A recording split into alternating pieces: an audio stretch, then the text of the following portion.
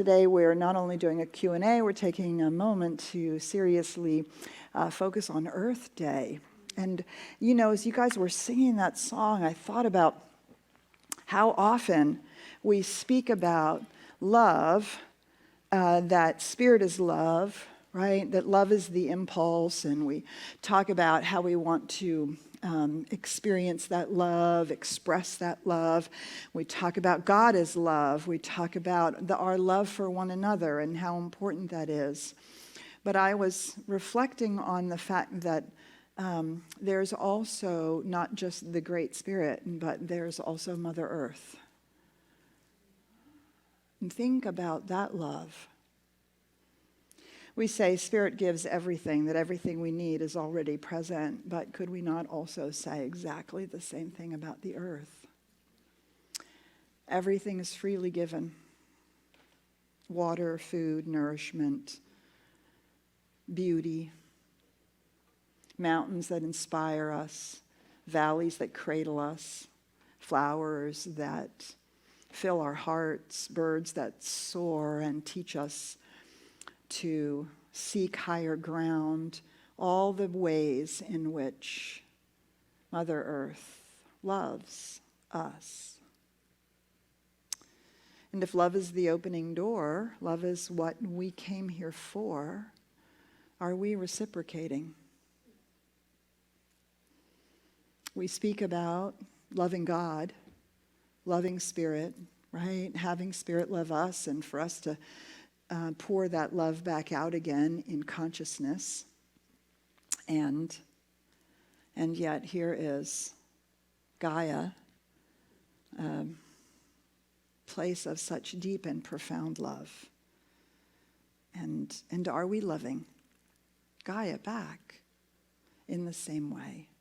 Right? That's what Earth Day is about, is for us to celebrate this beautiful home that has been gifted to us, this beautiful place that we share, and for us to use our spiritual tools, realize the unconscious patterns that have evolved over the last few centuries, where the pattern of decision making and the ways in which to view Mother Earth has pretty much dropped out mother, and Earth has become something which we use and is for our benefit. And yet the ecofeminists have taught us that nature has intrinsic value. Science of Mind says the same thing. All beings everywhere. This created universe is the manifest body of the One, and therefore precious and perfect in its own right and in its own value. And so we get to examine our own beliefs and attitudes and behaviors around our engagement with this beautiful home. That's what we do in the Science of Mind, right? You want to know what you think and what you believe, look at behavior and results. So I have confronted that for myself over the last 12, 15 years. My first foray into college at the University of Washington was as an environmental scientist. And I've been in part of the environmental movement since the 70s. And yet I noticed, that my actions actually were evidencing other values. The value of convenience, the value of comfort, the value of saving money, all over my stated value of valuing nature, the beauty, and the presence of Earth, and the Mother. And I've spent a lot of years confronting that within myself, looking at the choices I make. We've done that here at the center, continually making as many green choices as we can, paying attention to our environmental impact. starting to buy carbon offsets for travel, supporting and investing in green energy, all the ways in which to have our outward practices as an organization, as an individual, reflect this love that is so freely shared and given. So we know how to do this. We know how to shift consciousness, and we know how to change underlying belief systems. We know how to reveal false thinking, and we know how to bring alignment to spiritual truth.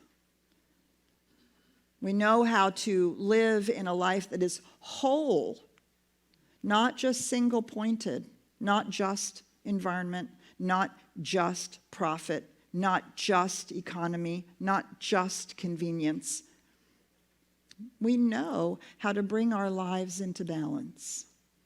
And so we have the opportunity over and over and over again to contribute what we know how to do to this larger conversation. At some point, it's my opinion that if we don't pay attention to this, all other conversations are going to cease to be as important. This is the big elephant in the room that people are starting to talk about, climate change, and starting to find more and more ways to engage with it. And I would like for us to bring our spirituality to bear.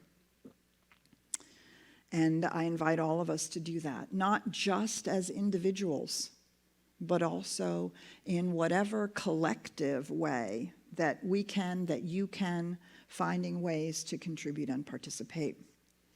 So you've been given a little Earth Day gift, a little Earth Day bag. If you are not yet carrying around your bags, I encourage you to do so. It took me a number of years to remember to always grab my bag. Now I do it not just grocery shopping, but everywhere. So now you have a CSLDallas bag you can put in your car as well. It took me 2 years to convince myself to go back to the car and get the bags I had forgotten. Right? Because it's so inconvenient. But by doing that over and over and over again, right, we know that's what happens. That's how we build new habits. So now I wouldn't even think about going into the store without my bags. And if I get far into the parking lot without my bags, I don't even think about it. I turn right around. Let's go get them. Right? What we want to do is to shift our habits. So we have some gifts for you. Those of you who are online, you're receiving links for 3 of these. So there is in here information about our sustainability circle. And on the back, resources. These are some of my favorite resources for information and places where you can find out what's going on. I love this one, the Progress Network, What Could Go Right. There's the Washington Post Climate Coach. That all of these are amazing. There's also information about carbon offset, tree planting, and renewable energy. So your links, all these links are in the back for your perusal if you, for some reason, are not familiar with them. We also, as I said, we have our sustainability circle. You'll see their purpose and mission, and Georgianne and Kia are leading that circle. They're looking at, what are they individually doing, but they're also looking at it for CSLDallas. We're going to do a whole audit of our whole campus from a sustainability point of view. And we'll see how we're doing. We also have a beautiful spiritual mind treatment that's been written by the Sustainability Circle, which we invite you to use because that's where we do most of our work and is in consciousness. And we are promoting and thinking all of our sustainability work based on the 17 Sustainable Development Goals. Everything has to work together. People, planet, profit. All of it has to be sustainable. Our cities and our forward movement and all the ways in which we feed ourselves and are in relationship to each other, all of this has to work, right? It's the wholeness, not just any one thing. So we're using these 17 sustainable goals that the UN developed. It's really phenomenal to go out there and read about it and see how they all impact each other. And we know, again, we know how to do this from a wholeness point of view, right? Because it all works together for good. And we can participate in that. And we can expect for it to work together for good as we see how climate change is really impacting and is continuing to impact. We can expect that we will learn from it and grow as a humanity and awaken spiritually and make new choices and decisions. And that's our treatment, is to see that end result, to see it in such a way that we are all called toward it. And then there's some other little gifty things in there for those of you who are on campus. And so, just to really, think about this notion of love, that it isn't just, it's not just purely up to spirit. It's not just spiritual. It's also human and physical, all of life, all beings everywhere. So to celebrate Earth Day, we give you these gifts and invite you to participate in consciousness, in choices, and in the excavation of unconscious patterns and habits. All right, so today we are doing a Q&A. There's my little slide, Q&A. There you go, that's my slide. Okay, we're done. Good, all right. A Q&A, and so we're going to do it a little bit differently today. We're going to actually do it on topics. As opposed to specific questions, we're going to do it on topics. So you can actually think about if there's a topic that you'd like to have addressed. And for those of you online, you can put it in the chat. We hope to get to a couple here in the room and a couple online. I want to start out with a couple that have, then part of the reason why we're doing topics is because in the last month or two, people have asked me to talk about a couple of things. Artificial intelligence, ChatGPT. Ooh, man. My first response was, no. I don't know enough about it, and I'm not sure what to say. But since that was the request, I thought, well, I better go check it out, see what I think. And I happened to be having this conversation with a member of our community, and so he went out on ChatGPT, and he asked the question, please elucidate the science of mind as expounded by the founder, Ernest Holmes. What are its primary points? And sure enough, here came back 10. Right? Beautifully written, fabulously wonderful, perfectly in alignment with the teaching. And then he went back to each of the points and he said, illuminate, say more about this, say more about that, say more about each one of the points. And so there was more information. And then he sent it to me and he said, so what do you think? And I read it. And I thought, wow, this is an incredibly well-researched term paper that has culled all of the basic information that's available out on the internet. Not bad. Huge gaps.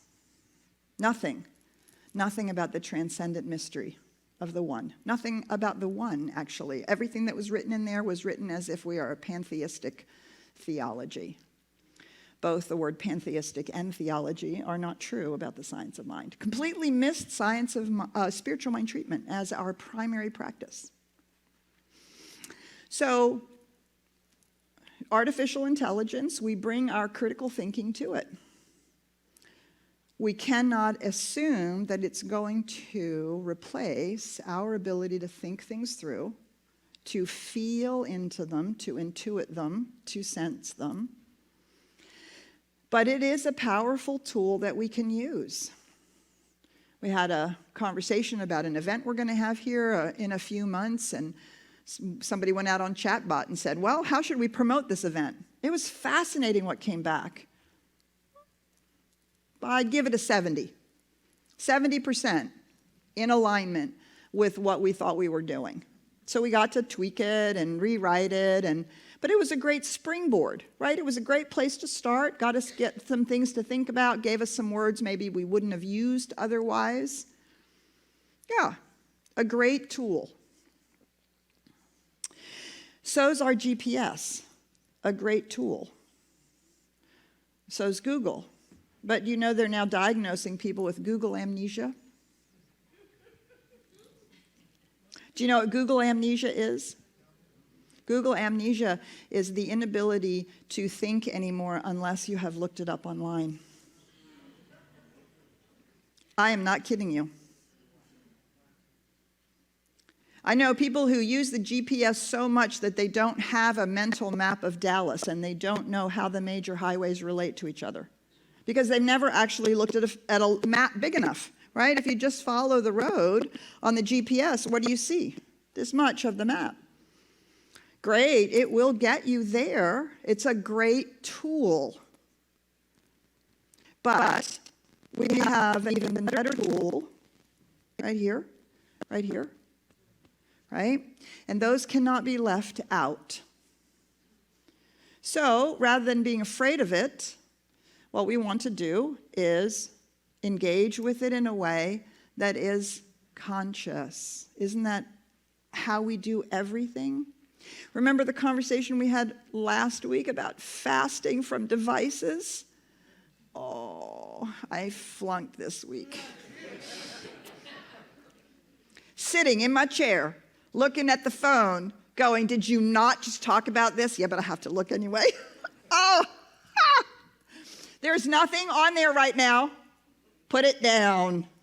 Put it down. Put it down. Unconscious habit.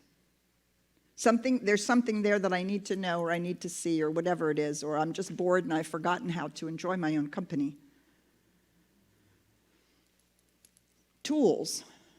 These are tools that are available to us, just like anything else. Our job is not to check our intelligence, our intuition, or our heart at the door.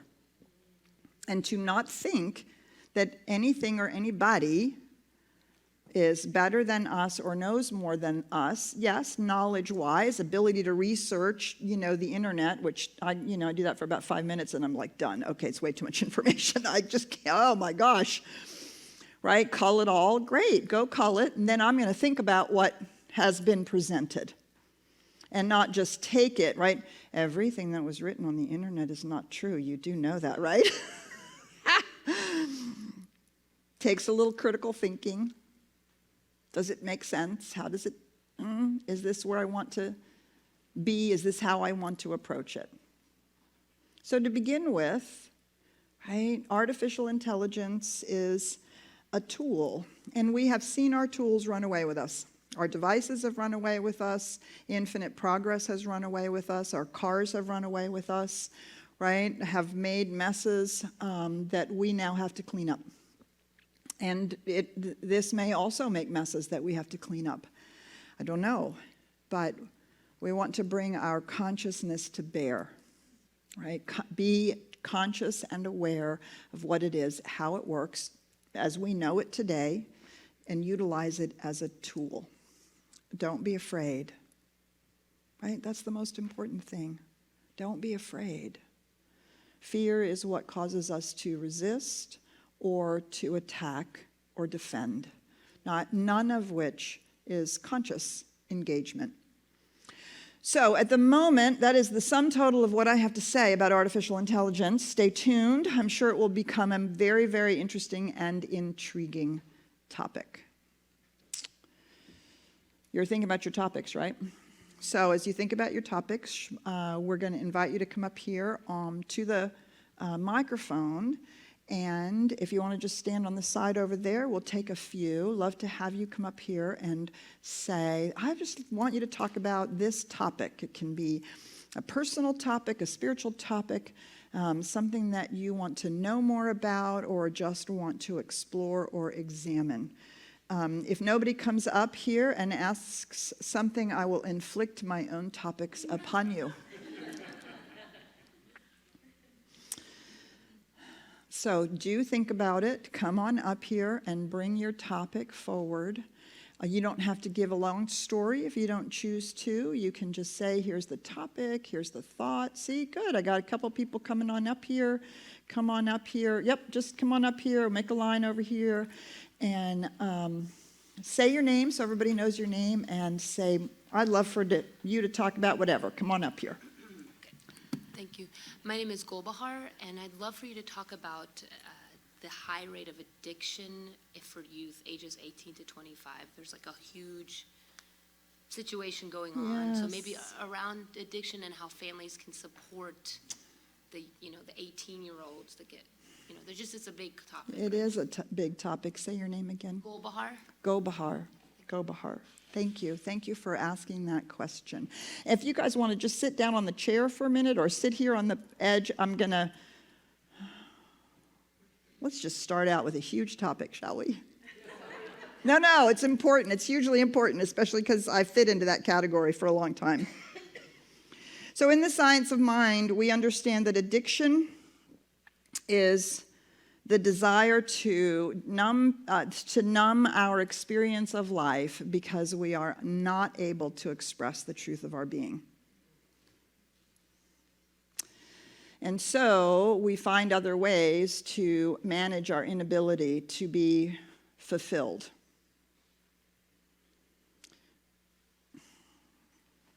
Can we just look at our society? Is it any wonder our young people don't feel fulfilled?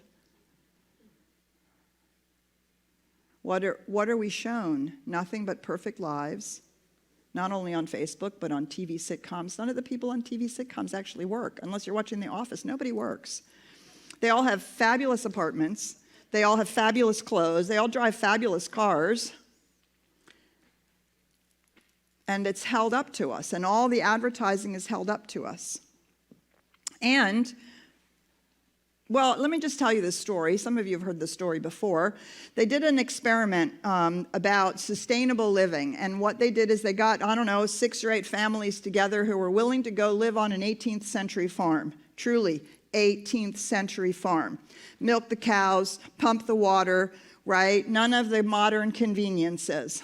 Because they wanted to see, how would that be? How would people respond? What would that be like? They were particularly interested in how the adults would handle all of this. And so they carted these families off, which included some young kids, but also included some teenagers. The teenagers were not pleased. They had to leave their devices at home and their friends and all of that. They had to get up at 4 o'clock in the morning and milk the blankety-blank cows. The first month or two were apparently horrific. They survived their time there. They came out of their experiment, and then they were interviewed by the researchers. The single most interesting thing, the most unexpected and interesting thing that came out of that particular experiment was what the teenagers said. What did they say? Wow, I got back into my life and I realized how meaningless it was.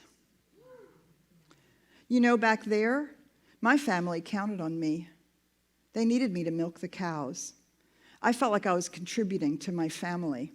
I felt like I was really doing something. And I was expected to do it well. And I had to be taught it. But I felt like I was contributing. Word for word, teenager after teenager after teenager after teenager.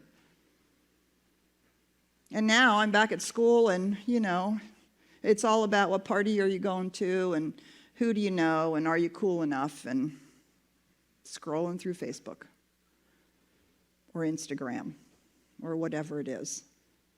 Astonishing. And so I believe it's the price we're paying for having made convenience and comfort the single most important thing in our lives. And yeah, and our children and our teenagers, all they see is, I'm going to get out in the workplace and I'm going to be a cog in the machine. That doesn't feel good. And what about this climate stuff? You really think, what are you guys leaving us?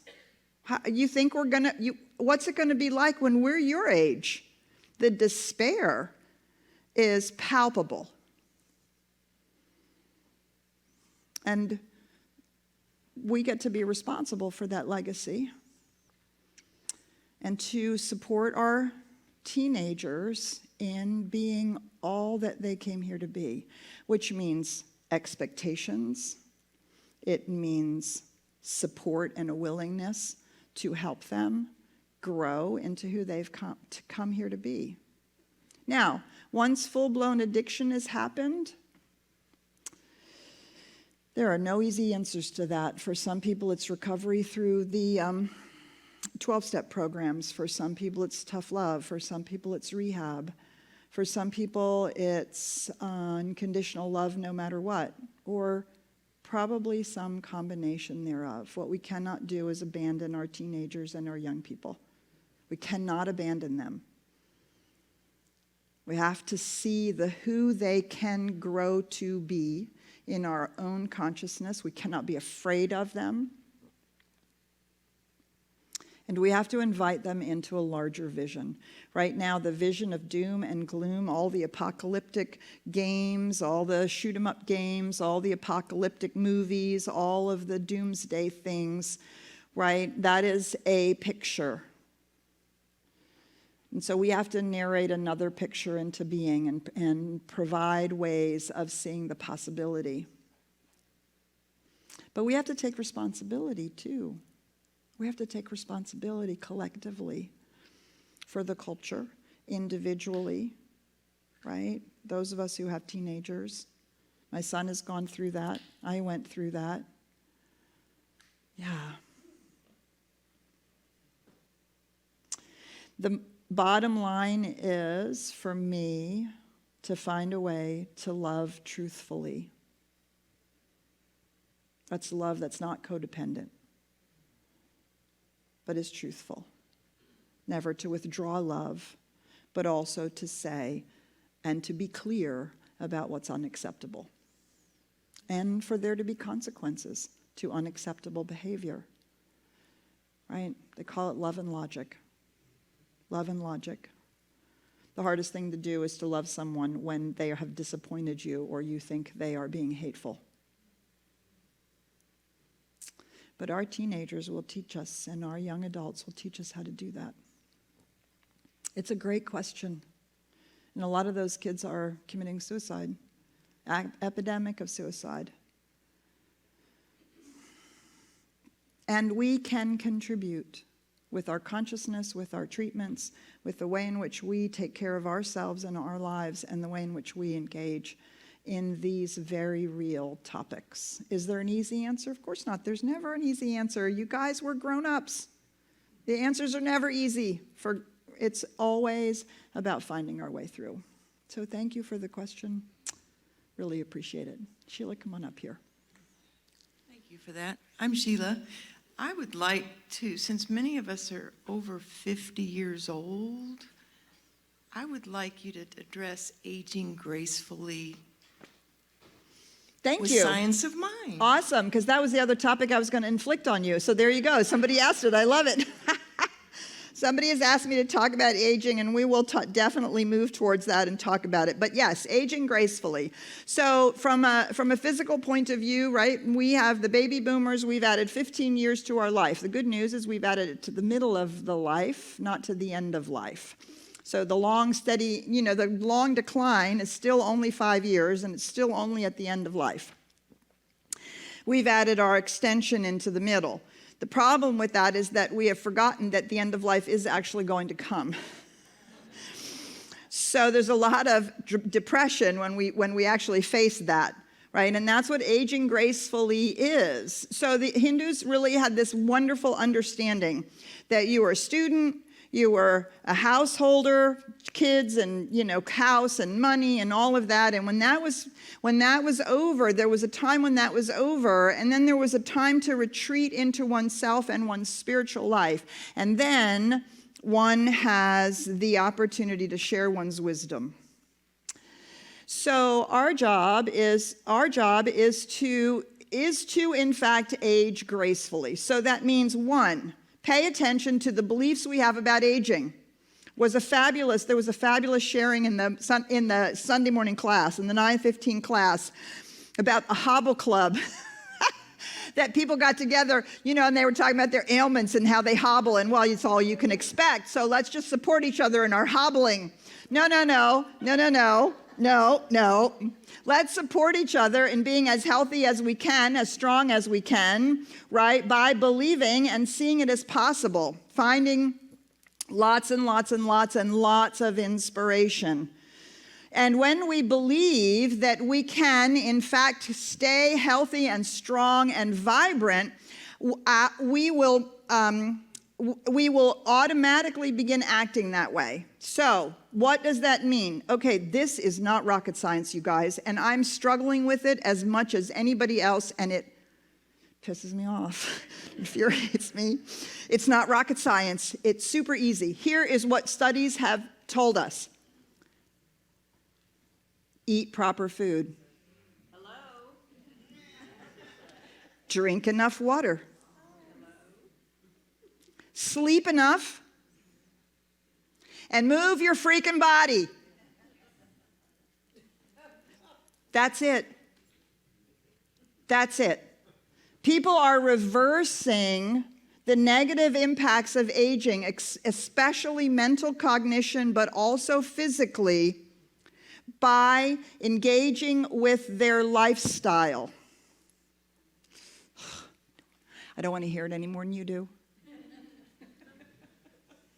Do you know how much I dislike drinking water? I can only tell you how difficult it is for me to drink 3 glasses of water, let alone 8.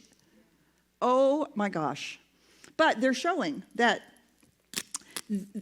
right, our bodies are designed to operate beautifully, but we have to support them in operating beautifully, and we don't always do that, right? So when we can decide that this sort of falling apart is not necessary, and we can do our mental and spiritual work about shifting the belief that it's automatic, do you see it becomes, I've noticed as I do that work, it becomes less difficult for me to choose to do the things that I actually know are in alignment with my health. I also am not 20 or 30. I'm not. And I have begun to find peace with that. And it's important. We don't want to overextend ourselves, or, there's nothing.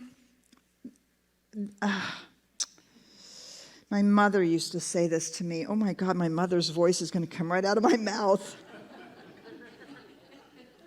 She said, Petra, now that I'm 65, I'm not going to dress like a 20-year-old. I don't need to be sexy.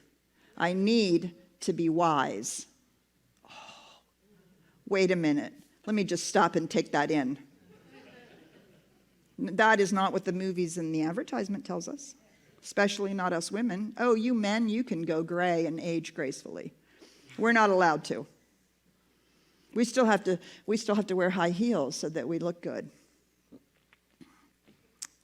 Aging gracefully is an embracing of change, and it's an embracing of the next stage. What is the next stage? For men, it's the sage or king. For women, it's the crone.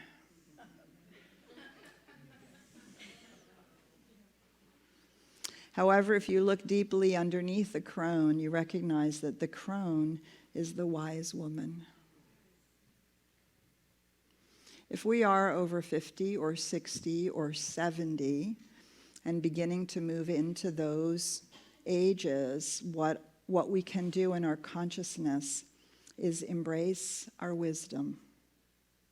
our wisdom that knows how to make good decisions, good choices, our wisdom that knows how to not only take care of ourselves, but to give of ourselves to those things. And our wisdom comes when we examine our lives, learn from our lives, share from our lives, and most importantly, savor them. Do you know why it's called the householder age when in Hinduism? It's because that's what you're doing. You're running around, making the bills, getting the kids off to school, going to, getting the promotion, doing the deal, doing the thing. You don't have time to think about a whole lot of anything else, but that's what the householder stage is about. Yes, we learn to be in the present moment, and we do our meditation, and we do all our spiritual practices. But as we age and things shift a little bit, there is the opportunity to savor. And it is out of savoring that wisdom comes. Out of savoring that wisdom comes. And so I have to erase all the false beliefs about we're going to fall apart and it's going to be bad and it's going to be horrible and it's going to be this and it's going to be that and we're going to hobble, whatever it is. I'm going to grow up and be like Reverend Patty. I swear to God, that's what I'm going to do. We have a fabulous example, many fabulous examples right here in this community of people who are using their spirituality to expect to have a beautiful life all the way through to the end. Right? That is the fundamental piece of it. And to allow that expectation to move us to do what we need to be doing to be in alignment with that truth. Yes, there you go. Okay, so we have just run out of time. Is it quick? I'll put it out there. Okay, go for it. Maybe there's a quick answer. Oh, yes, of course. I'm sure there is. I feel like there's not, but so I'm Stephanie. Hi, Stephanie. So the thing that I think a lot about is obviously spiritual mind treatments, they work. I've been practicing this stuff since the 80s, not even knowing that it was, science of mind, Right. regardless. Right. My struggle is disparities in society. Yes. And obviously racism, sexism, genderism, ageism, blah, blah, blah. Poverty, obviously. People are born into circumstances that they have no control over. Right. And I struggle with it. Yes. And I don't know where to go with it other than, just accept that, yeah, it's there and I'm going to be an agent of change as much as I can be. But obviously, there are a lot of things in our lives that we have no control over, such as where we're born into or what we're born into. Right. Good. These are fabulous questions. And I'm so grateful that you're posing them because CSLDallas has made a commitment to work with those topics and to discover our spiritual path through them. So our core council chose 3 priorities for this year: racism, sustainability, and our democracy. So many of the isms are played out in the way our democracy and our laws are implemented. And so I love that you put it forward, Stephanie. I think we're all thinking along the same lines. So we talked about it this morning in the Sunday morning Science of Mind class. You can listen to that. You can be involved in any of the programs or any of the opportunities that we have to engage in it, because the question is, how do we bring our spirituality to bear on it? How can we hold it in a way that really allows us to contribute positively and to expect change? So I love that you framed the question. We're going to be spending the next 5 or 10 years living into the answer to that question. So thank you so much, Stephanie. For those of you who have put things online, we're not going to be able to get to them. Thank you so much for putting them online. I will pull them off. If you have other topics that you would like for me to address, please don't hesitate. I mean, aging and the AI were the 2 that had come to me in the last month or 2. Please talk about these things. And so we'll be continuing to fold them into programs and talks and things like that.